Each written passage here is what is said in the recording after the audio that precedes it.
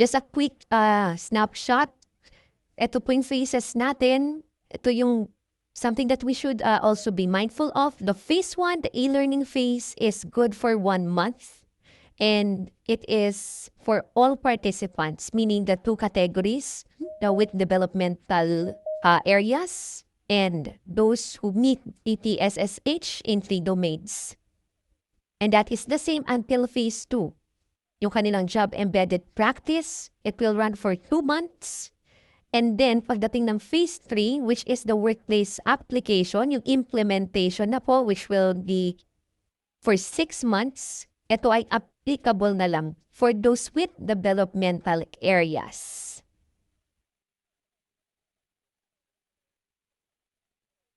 Okay.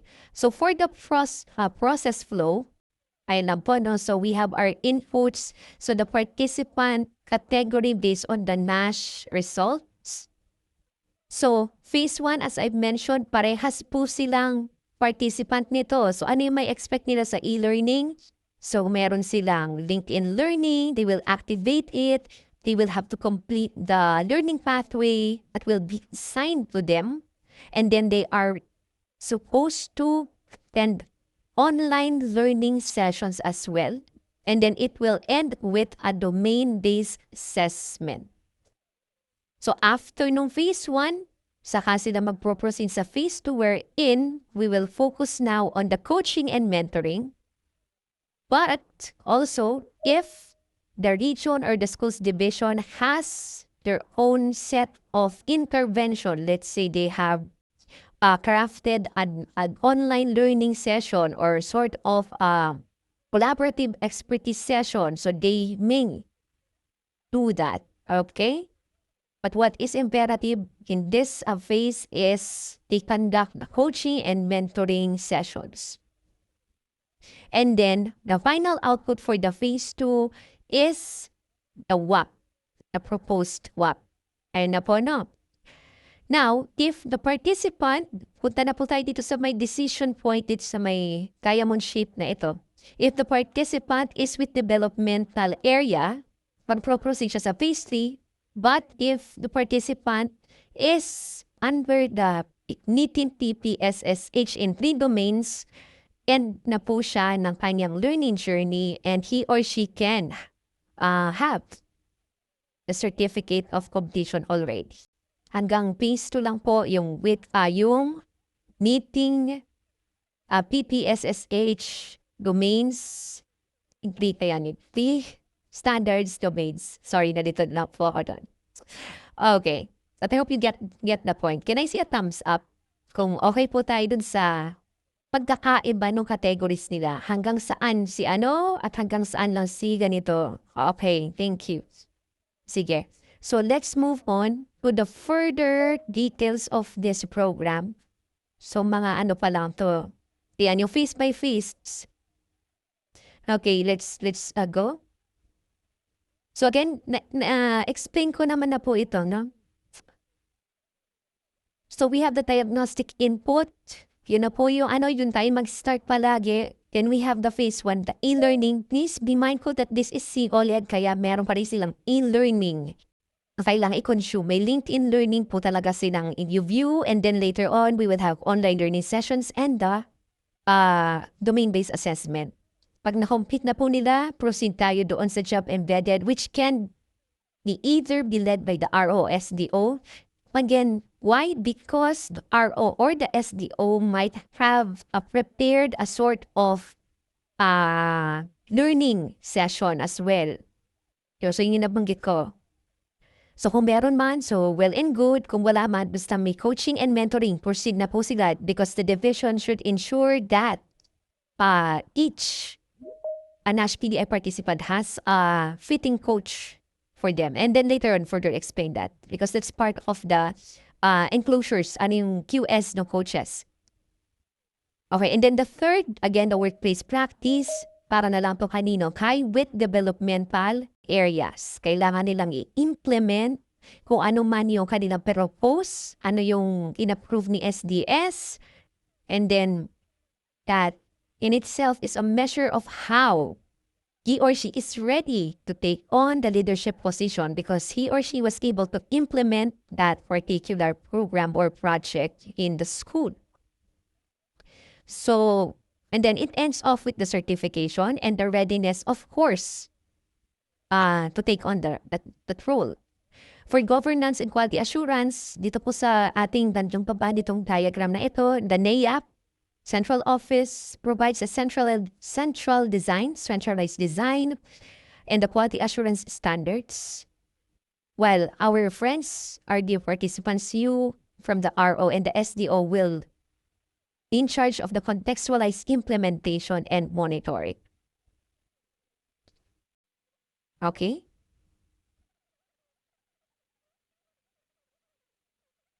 Assessment and foundational learning or the e-learning phase. So participants shall complete an appropriate domain-aligned learning pathway from depth and curated LinkedIn learning courses. So we gone through several materials from LinkedIn learning, and we have to evaluate it based on the domains to ensure that it will hit this particular standards as well. So yun yung curated. Participants shall attend centrally organized learning sessions. So hindi pa sapat yung LinkedIn learning. We want to further intensify, as I mentioned earlier. And that is why we requested our subject matter experts who have been part of the School Heads Development Program to join us in this endeavor and facilitate contextualized learning session para lang ma-reinforce kung ano man yung natutunan sa LinkedIn learning. Then, of course, after that, participants shall take and pass a centrally administered domain-based assessment. So again, it is domain-based. So for example, kung ito si ating with a developmental areas and it's mentioned that he or she should take 3 domains, then therefore, he or she will take 3 tests, 1 for each domain. So a passing score of at least 70% shall be required as a prerequisite progress to phase 2. Next. Okay, so these are the offerings. So ito yung kanila makikita na mga title cards doon sa LinkedIn Learning, and the team has well prepared for this, not only the visual, but the content itself. So one offering is the NASH PDI program overview. It will tell the participants what is this all about, basically, and it also has a content specific for study habits, effective management of their time as well, para lang hindi sila ma-overwhelm sa kanilang learning journey. So there are tips in this particular program. And then the next 5 that you see here, the one with common visual or very inclusive. So we have our Muslim, and then we have someone from the IT, okay, na nakaano dito. So strategic leadership for school direction and policy alignment. So that's for domain 1. Efficient school systems and resource governance. That is for domain 2. Instructional leadership for improved teaching and learning. That's for domain 3. Leadership growth, coaching and professional reflection for domain 4, and collaborative leadership and stakeholder mobilization for domain 5.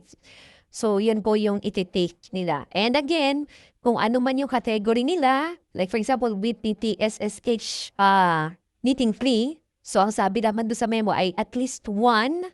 So, 1 of those lang yung kukunin niya, and we will be the ones to assign it to them. Because we have that, we call this,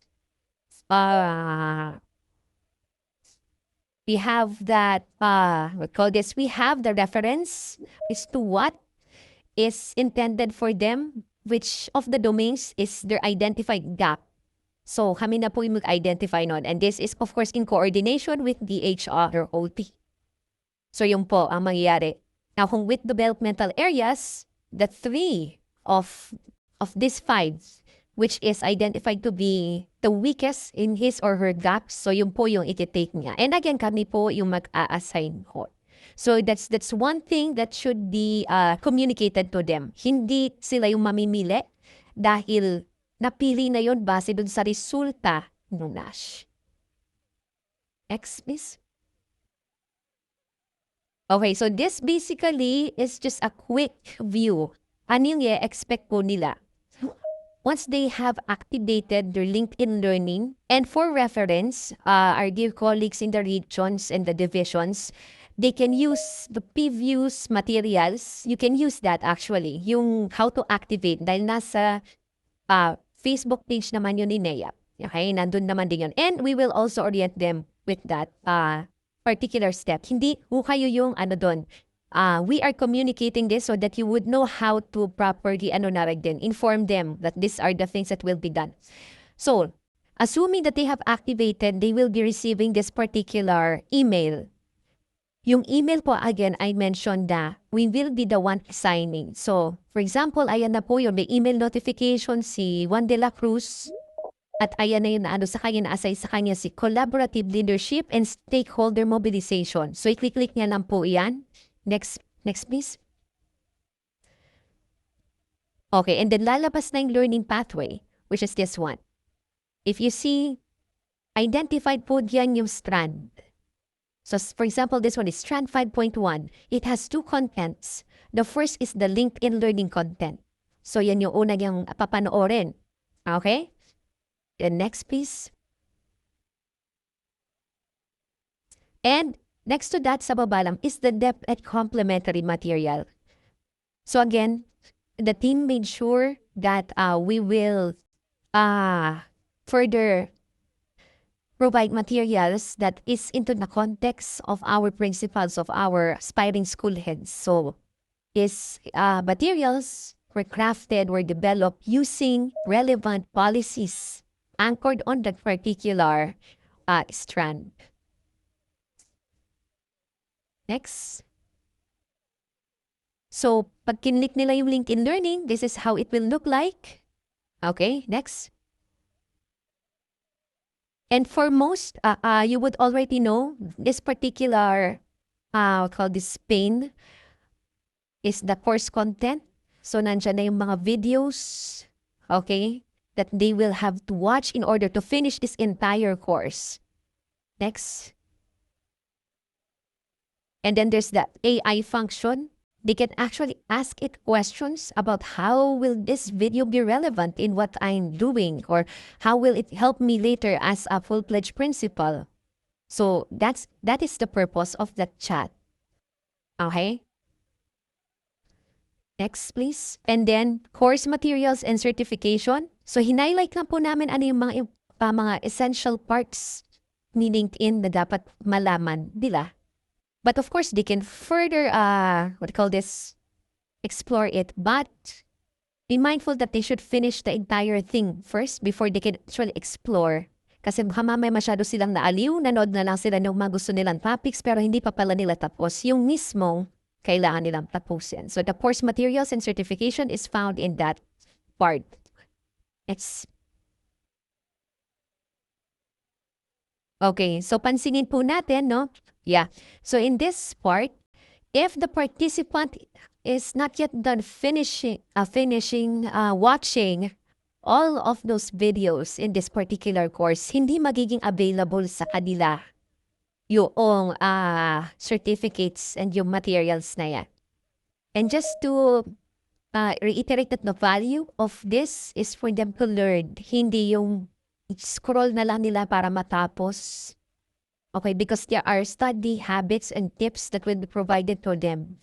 And this is, of course, for them to be prepared for the next phase of their career. Okay? The value of the videos should be maximized. Kailangan panoorin din po nila yun.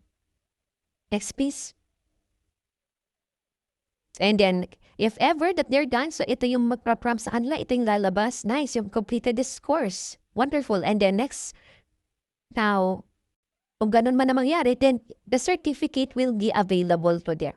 So, please note, our dear colleagues, na ito ay part of evidences, okay, that they have actually finished it. But rest assured that sa back-end po no system, the team, us here in the academy can monitor if they are done or not. We can generate reports. We can track their progress, how many percent is done. And then we can later on agree how we will communicate that to you. Do you want it weekly or at the end of the entire thing na? No? Sige. Next, please. Okay, so certificate has been access, then this is how it will look like dun sa kanilang going back to that learning pathway. So completed my date. Next, please. Ayan. Now, this is what I was saying earlier, that they have to maximize this learning opportunity. And despite of certain challenges, this is self-faced naman po. I know for a fact, we know for a fact that we have our aspiring principals also in some challenging areas with no internet connection or really very challenging. So they have to maximize it still. And these are the things that they can do. So focus on the 15 to 30 minutes focused learning. So in their 8-hour workday, so ito yung pwede nilang i-dedicate. Okay, take down notes. Do not just watch. But note taking doesn't mean that to transcribe everything. Take assessment seriously because there are embedded assessments within those courses. At those assessments are just knowledge checks naman po, no? Download the certificate, of course. Apply whatever is learned in the school. So if they see something valuable that they can readily apply, practice that. Pause, replay, and adjust speed. They can do that. One action to improve practice, and that is apply it to their school context. Just one step at a time. Then, of course, it is embedded to be part of their leadership role, whether they are TICs or OICs, master teachers or teacher Ts, head teachers. So they should be able to at least embed those learnings. Then hope, a promise ng program na ito, and hope that they will really do it. X. Okay. This is the tentative schedule of synchronous sessions. We were informed that it just so happened that April is not only is it tama no guys, it is the graduation time and it is the national festival of talents, competitions and whatnot. So really trying to look into the most fit schedule.